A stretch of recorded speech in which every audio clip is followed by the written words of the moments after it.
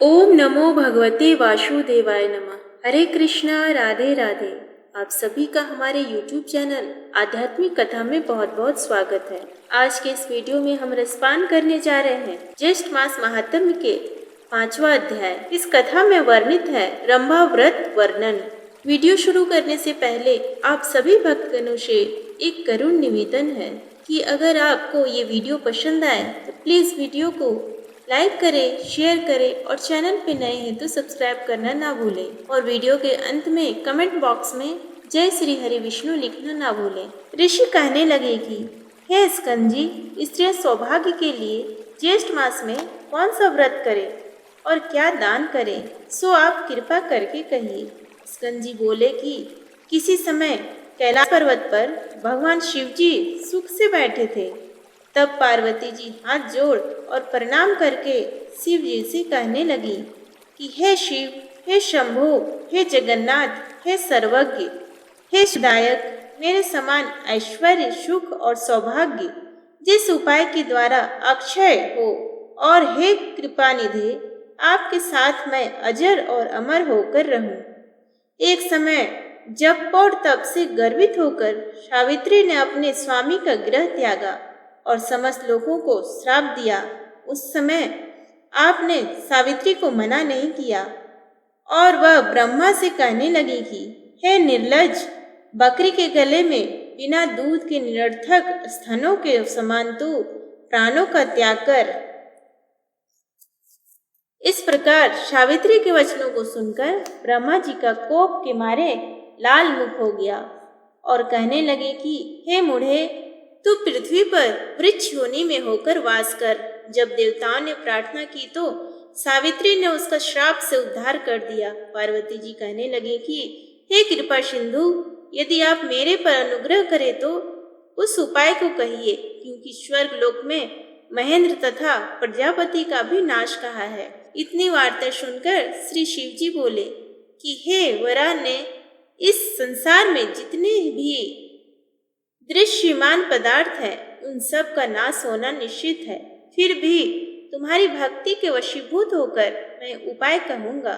हे भद्रे, ज्येष्ठ मास के शुक्ल पक्ष की तृतीया को स्नान कर नियम में तत्पर रहकर यत्न पूर्वक श्रेष्ठ रंभा व्रत को करना चाहिए।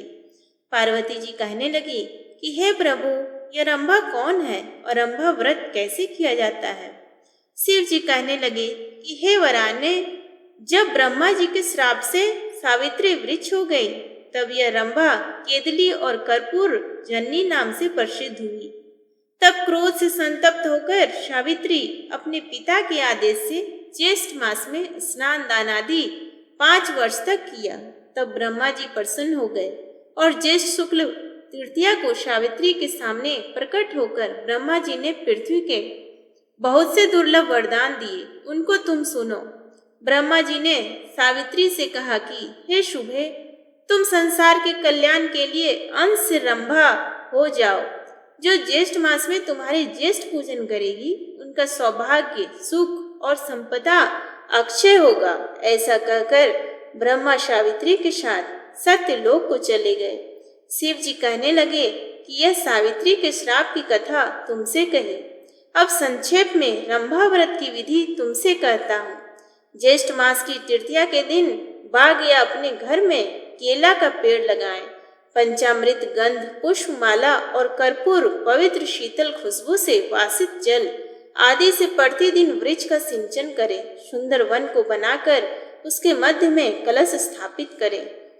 षोडशोपचार विधि से पूजन कर अनेक प्रकार के नैवेद्य अर्पण करें। अपनी शक्ति के अनुसार ब्राह्मणों को भोजन करावे और स्वयं हविष्यान भोजन कर गीत, वाद्य, पुराण तथा कथा श्रवण और कीर्तन द्वारा देवता के सामने जागरण करे।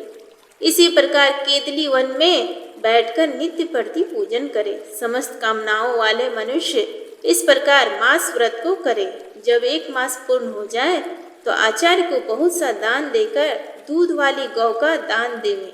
यथाशक्ति हवन कराकर ब्राह्मणों को भूये से दक्षिणा देवे और अपनी शक्ति के अनुसार शर्करा युक्त खीर से ब्राह्मणों को भोजन करावें। इसके पश्चात विसर्जन कर पारण करें और प्राणियों को बहुत सा अन्नदान देवे। शिव जी पार्वती जी से कहने लगे, हे भद्रे, पहले तुमने मुझको प्रसन्न किया था, इसी से यह सब रहस्य मैंने तुमको बतलाया है। इस व्रत को यत्न पूर्वक करो, तुमको शाश्वत फल मिलेगा। प्रथम सूर्य पुत्र के विग्रह से जगदीश्वर ने इस व्रत को गुप्त रखा था। उस पवित्र व्रत को जगत के गुरु श्री शंकर भगवान ने दीनों पर कृपा कर श्री पार्वती जी से कहा। इति श्री ज्येष्ठ मास महात्म्य में रंभा व्रत वर्णन 5वां अध्याय समाप्त हुआ। उम्मीद करती हूँ आपको आज का ये वीडियो पसंद आया तो कमेंट बॉक्स में जय श्री शिव शंकर और जय माता पार्वती लिखना ना भूलें। धन्यवाद।